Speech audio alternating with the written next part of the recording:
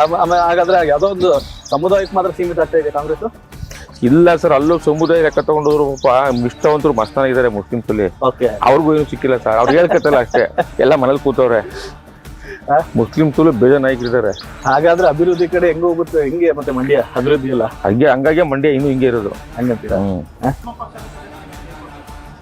ಆದ್ರೆ ಕೆಲವರು ಆಫ್ ಮೆಂಟ್ಲುಗಳು ಇರ್ತಾರೆ, ಅವ್ರ ಬಗ್ಗೆ ಮಾತಾಡೋದು. ಮೆಂಟ್ಲುಗಳ ಬಗ್ಗೆ ಚರ್ಚೆನೇ ಬೇಡ. ಆಫ್ ಮೆಂಟ್ಲುಗಳು ಏನೋ ಮಾತಾಡೋದು, ಆಫ್ ಮೆಂಟ್ಲುಗಳ ಬಗ್ಗೆ ಚರ್ಚೆ ಮಾಡೋದಿಲ್ಲ. ಈ ಅತೃಪ್ತ ಆತ್ಮಗಳು ಅಂತ ಕಾಣ್ತದಲ್ಲ, ಅತೃಪ್ತ ಆತ್ಮಗಳ ಬಗ್ಗೆ ಮಾತಾಡಿದ್ರೆ ನಮ್ಮ ಮೆಂಟ್ಲಾಗ್ತದೆ ಅಷ್ಟೇ. 100% ಪಕ್ಷದಿಂದ ಅವ್ರನ್ನ ಉಚ್ಚಾಟನೆ ಮಾಡ್ತೀವಿ, ಡಿಸ್ಕ್ವಾಲಿಫೈಗೂ ನಾವು.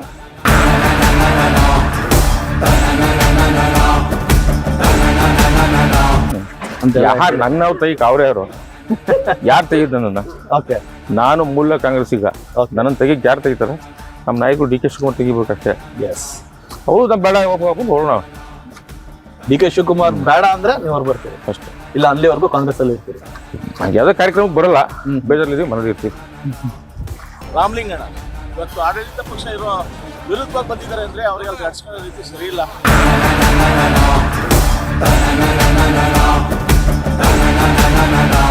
ಈಗ ಹೆಂಗಾಗದೆ ಅಂದ್ರೆ ನಾವು ಏನ್ ಮಾಡ್ಕೋಬೇಕಾದ್ರೆ ಬೆಂಗಳೂರಿಗೆ ಹೋಗ್ಬೇಕು.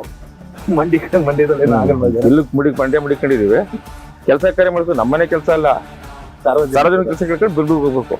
ಇದು ನಮ್ಮ ಪರಿಸ್ಥಿತಿ. ಬರ್ತಾರೆ, ಸುತ್ತ ಅವ್ರ ಕಡೆ ಕುತ್ಕೋತಾರೆ. ಜನಪ್ರತಿಕ್ ಅದು ಏನದೆ ಎತ್ತದೆ, ನಾಯಿ ಓಡೋದು ಹುಡುಗಿರ ಬಿಸ್ಕೆಟ್ ಹಿಡ್ಕೊಂಡು ಹಂಗೆ ಓಡ್ಬೇಕು ಅವ್ರಿಂದ.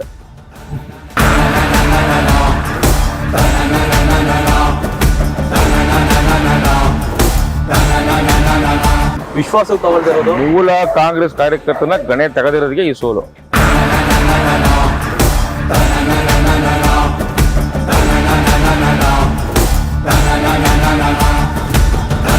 ಕಾಂಗ್ರೆಸ್ಸಿನ ಹಿರಿಯ ದೊಡ್ಡ ಲೀಡರ್ಗಳು ಯಾರಿದಾರೋ ಮಂಡ್ಯದಲ್ಲಿ ಇವತ್ತು, ಹೌದು, ಅವ್ರು ಯಾವುದೇ ಕಾರಣಕ್ಕೂ ಶಾಸಕರ ಮನೆಗಳ ಹತ್ರ ಹೋಗಲ್ಲ. ಯಾವುದೇ ಕಾರಣಕ್ಕೂ ಅವರು ಏನೇ ಕೆಲಸ ಇದ್ರು ಹೈಕಮಾಂಡ್ ಅಲ್ಲಿ ಮಾಡ್ಕೊತಾರೆ. ಗೌರವಸ್ಥರು ಹೈಕಮಾಂಡ್ ಲಿಂಕ್ ಇಟ್ಕೊಂಡ್ರೆ ಹೋಯ್ತಾರೆ, ಬರ್ತಾರೆ ಅಷ್ಟೇ. ಇವಾಗ ಏನ್ ಬರಲ್ಲ. ಹಂಗಾರೆ ಮಂಡ್ಯದಲ್ಲಿ ಎರಡು ಕಾಂಗ್ರೆಸ್ ಎರಡು ಇದೆಯಾ? ಇದೆ. ಒಂದು ಪ್ರಧಾನ ಕಾರ್ಯದರ್ಶಿ, ರಾಜ್ಯ ಜಿಲ್ಲಾ ಅಧ್ಯಕ್ಷರು, ಮೈಸೂರು ಸಕ್ಕರೆ ಕಾರ್ಖಾನೆ ಅಧ್ಯಕ್ಷರು, 3 ಪದವಿ ಬೇಕು ಅವ್ರಿಗೆ. ಬಾಕಿ ಕಾರ್ಯಕರ್ತರಿಗೆ ಬೇಡವಾ? ನಿಮ್ಮೊಬ್ಬರಿಗೆ ಬೇಕಾ? ಎಲ್ಲ ಅವರವರೇ ತಗೊಂಡ್ಬಂತೀರಾ? ಇನ್ನು MLA ಮುನೀಶುಗಳು ಹೋದ್ರೆ ಅವರು ಉಂಟು, ಮುಖ್ಯಮಂತ್ರಿ ಉಂಟು. ನಾವು ಮಧ್ಯದ ಕಾರ್ಯಕರ್ತರ ಕಥೆ ಏನಾಗಬೇಕು ಹೇಳಿ? ಅಧ್ಯಕ್ಷ ಆಗಿತ್ತು, ನಮ್ಮ ಫ್ಯಾಮಿಲಿನೇ ಕಾಂಗ್ರೆಸ್ ಬೆಲ್ಟ್ ಆಗಿ. ಹೌದು, ನಮ್ಮ ಫ್ಯಾಮಿಲಿ ಕಾಂಗ್ರೆಸ್ ಬೆಲ್ಟ್. ಬಹುಶಃ ಇದು ಆರಂಭನ ಇಲ್ಲಿಂದ ಕಾಂಗ್ರೆಸ್ಗೆ ಎಲ್ಲ ಸುಮಾರು ಜನ ಕೈ ಬಿಡ್ತಾರೆ. ಗೊತ್ತಾಯ್ತು, ಮುಂದೆ TB ZP ಬಂದಿದೆಯಲ್ಲ, ಗೊತ್ತಾಯ್ತು, ನೀವು ಇದ್ದೀರಲ್ಲ, ನೋಡ್ತೀರಲ್ಲ. ಹಾಗಾದ್ರೆ TB ZP ಇನ್ನೊಂದು ದೊಡ್ಡ ಹೊಡೆತ ಸಿಗುತ್ತೆ. ಹಾಗಾದ್ರೆ ಕಾಂಗ್ರೆಸ್ಗೆ ಇದು 2ನೇ ಸೋಲು. MP ಚುನಾವಣೆ ಒಂದು, ನಗರಸಭೆ ಒಂದು, 2 ಸೋಲು ನೋಡಿದೆ ಕಾಂಗ್ರೆಸ್. ಹೌದು, ರಮೇಶ್ ರಾಜು, ಶ್ರೀಕಾಂತ್, ಆತ್ಮಾನಂದ, ಸತ್ಯಾನಂದ ಅವ್ರ ತಮ್ಮ, ಇವೆಲ್ಲ ಹಿಂದೆ ನಮ್ಮ ಅಣ್ಣ ಪುರುಷೋತ್ತಮ, ಈ ಭಾಗದಲ್ಲಿ ನಾವೇ ಇವೆಲ್ಲ ಕಾಂಗ್ರೆಸ್ ಕಟ್ತಂತವ್ರು. ಇವತ್ತು ಅವ್ರ ಮನೆಯವ್ರಿಗೆ ಯಾರಿಗೂ ಗೌರವ ಇಲ್ಲ. ಅಷ್ಟೇ ಯಾಕೆ ಚಿದಾನಂದ 1 ವರ್ಷ ನೋಡ್ತಾನೆ ಜಿಲ್ಲಾಧ್ಯಕ್ಷ ಆಗೋದಕ್ಕೆ, ಯಾಕೆ ಕೊಡ್ಲಿಲ್ಲ? ಇನ್ನೂ ಜಿಲ್ಲಾಧ್ಯಕ್ಷರು ನಮ್ಮೇಲೆ ಪಸಂದ್ ಮಾಡ್ತಾರೆ ಬಂದು. ಅವ್ರಿಗೆ 3 ಅಧಿಕಾರ ಕೊಟ್ಟವ್ರಲ್ವಾ? ಇವ್ರಿಗೆ ಮಾತ್ರ ಅಧಿಕಾರ ಬೇಕು.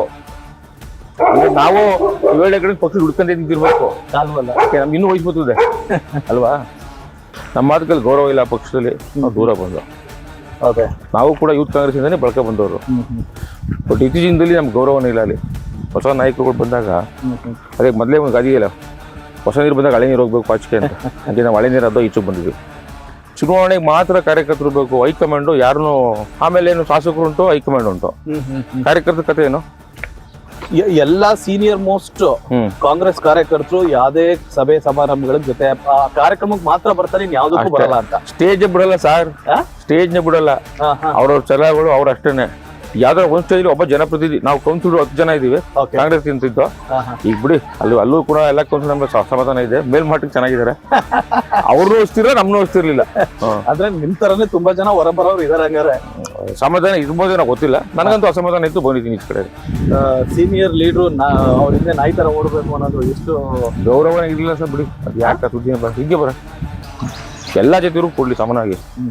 ನಿನಗೊಂದು ತುತ್ತು ನಮಗೊಂದು ತುತ್ತು ಕೊಡಬೇಕು. ಇಲ್ಲ ನಿನಗೆ ಮಾತ್ರ 1 kg ಕೊಟ್ಬಿಟ್ಟು ನಮ್ಗೊಂದು ತುತ್ತು ಕೊಡೋದ್ರೂ ಎಲ್ಲ ಒಕ್ಕಲಿಗರುಗಳೇ ನೆಗ್ಲೆಕ್ಟ್ ಮಾಡ್ತಾ ಇದ್ದಾರೆ. ಕಾಂಗ್ರೆಸ್ನಲ್ಲಿ ಒಕ್ಕಲಿಗ ಗೌರವನಿಲ್ಲ ಬಿಡಿ.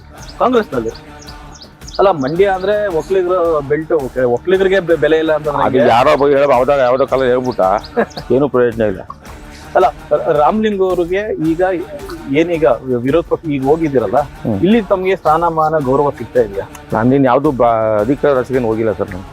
ಸೊ ಇತ್ತೀಚಿನ ಬೆಳವಣಿಗೆಯಲ್ಲಿ ಎಲ್ಲ ಯುವ ಪೀಳಿಗೆ ಹೊಸ ಶಾಸಕರು, ಹೊಸ ನಾಯಕರುಗಳು ಬಂದಾಗ ಅವ್ರವ್ರ ನಾಯಕರು ಅವ್ರವ್ರ ಕಾರ್ಯಕರ್ತಕ್ಕಂಥ ಹೊತ್ತು ಮೂಲ ಕಾಂಗ್ರೆಸ್ಗರು ಯಾರು ಹೊತ್ತು ತಗೊಳ್ಳಲ್ಲ. ನನ್ನನ್ನೇಂತಲ್ಲ, ನನಗಿಂತೂ ಸೀನಿಯರ್ ಇದ್ದಾರೆ, ಮುಸ್ಲಿಮ್ಸಲ್ಲೂ ಇದ್ದಾರೆ, ದಲಿತರಲ್ಲೂ ಇದ್ದಾರೆ, ಒಕ್ಕಲಿಗರಲ್ಲೂ ಇದ್ದಾರೆ, ಯಾರನ್ನೂ ಹೊತ್ತು ತಗೊಂಡಿಲ್ಲ. ಈಗ ಅಲ್ಲಿ ನಾಮಿನಿ ಮಾಡೋ ವಿಚಾರವಾಗಿ ಯಾರು ಪಕ್ಷ ದುಡ್ದವರಲ್ಲ.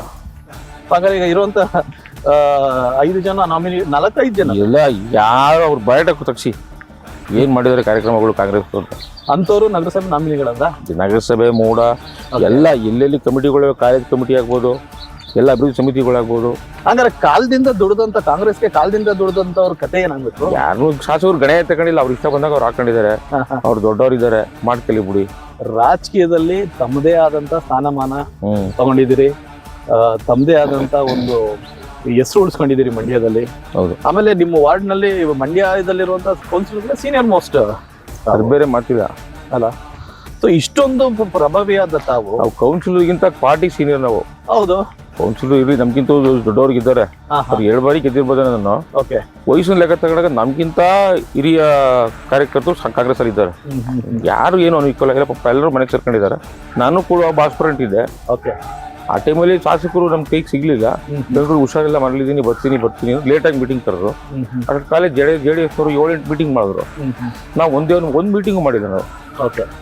ಎಲ್ಲದಕ್ಕಿಂತ ಹೆಚ್ಚು ಏನು ಅಂತಂದ್ರೆ, ರಾಮಲಿಂಗು ಯಾವಾಗ್ಲೂ DK ಶಿವಕುಮಾರ್ ಅವರ ಪೋಸ್ಟ್ರು, ಯಾವಾಗ್ಲೂ DPಯಲ್ಲಿ ಯಾವಾಗ್ಲೂ DK ಶಿವಕುಮಾರ್ ಅವರ ಪೋಸ್ಟ್ರು ಸತತವಾಗಿರ್ತಿತ್ತು. ಯಾವುದೇ DK ಶಿವಕುಮಾರ್ ಅವರ ರಾಜ್ಯ ಕಾರ್ಯಕ್ರಮ ಅಂದ್ರೂ ಅಲ್ಲಿ ರಾಮಲಿಂಗ್ ಅವರು ಗುರುತಿಸ್ಕೊಂಡಿದ್ದಾರೆ. ಯಾಕೆ ನಿಮ್ಗೆ DK ಶಿವಕುಮಾರ್ ಅವರು ಬೇರೆ ಯಾರು ಕರೆ ಮಾಡಿದ್ರ ಬಗ್ಗೆ ಚರ್ಚೆ ಮಾಡ್ಲಿಲ್ಲ? ಇಲ್ಲ, ಯಾರು ಮಾಡಲಿಲ್ಲ. ಮತ್ತೆ ನಾವು ನಮ್ಮ ದಾರಿ ನೋಡ್ಕೊಂಡು ದುಃಖ ಆಯ್ತು ಹೇಳಿರ್ಬಿಡಿ. ಇವತ್ತು ಪಾಪ ವಯಸ್ಸಿನ ನಂತರ ಆರೋಗ್ಯ ಸಮಸ್ಯೆ ಆತ್ಮಾನಂದವ್ರು ಇದ್ದಾರಲ್ವಾ, ಅವ್ರಿಗಿಂತ ರಾಜಕಾರಣಿ ಯಾರು ಬೇಕು? ಸತ್ಯ. ಶಾಸಕರಾಗಿದ್ರು, ಸಚಿವರಾಗಿದ್ರು, ಅವ್ರಿಗೆ ಸಭ್ಯಸ್ಥರು, ಎಂದಕ್ಕೂ ಬಂದವರಲ್ಲ, ಜನಗಳ ಮಧ್ಯೆ ಬೆರ್ತವ್ರವರು, ಅಧಿಕಾರ ಕಂಡ್ಕೊಂಡವ್ರಲ್ಲ. ಅಧಿಕಾರ ಕಟ್ಕೊಂಡ ನೈಸರ್ಗಿಕ ಕಾಲ ತಿರುಗಾಡ್ಬೇಕು, ಡ್ರೈವರ್ ತಗೋಬೇಕು, ಬರ್ತಿರಲ್ಲ. ಸ್ಕೂಟ್ರಲ್ಲೇ ಬರ್ತಿದ್ರು. ಈಗ ಅಂಥವ್ರಿಗೆ ಕಾಂಗ್ರೆಸ್ ಬೆಲೆ ಇಲ್ಲ, ನಮ್ಗೆ ಎಲ್ಲಿ ಮುಡಿ ಕೊಡ್ತಾರೆ ಹೇಳಿ ಸರ್? ತುಂಬಾನೇ ಲೋಪದೇಶ ಇದೆ ನಗರಸಭೆಯಲ್ಲಿ, ಖಾತೆ ವಿಚಾರದಲ್ಲಿ. ಬೇರೆ ಏನಿಲ್ಲ. ಟೆಂಡರ್ ಈ ಟೆಂಡರ್ ಹಾಕೋತಾರೆ, ಕೆಲಸ ಮಾಡ್ತಾರೆ ಬಿಡಿ.